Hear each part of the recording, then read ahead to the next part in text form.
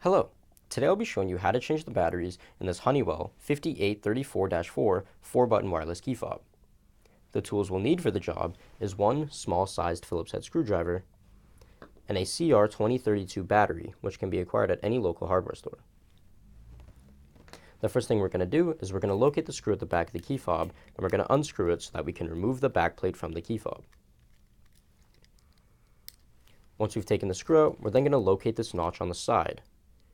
From here, we're going to put our screwdriver into this notch, press inwards and pry upwards until the key fob comes apart like so.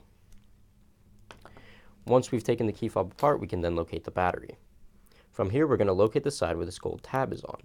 We're going to put our screwdriver into the corner and we're going to pry upwards in order to remove the battery.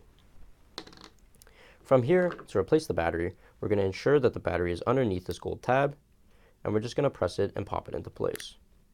Just like so, and you should hear it click.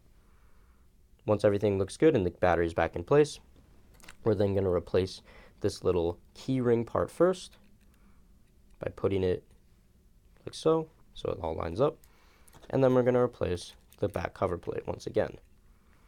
In order to ensure that it's together, we're just going to give it a squeeze, and it should click into place and everything sits nice and flush. From here, we're then going to re-screw in the back cover plate like so. After we've re-screwed in the back cover plate and everything looks good, our job here is done. And that's it.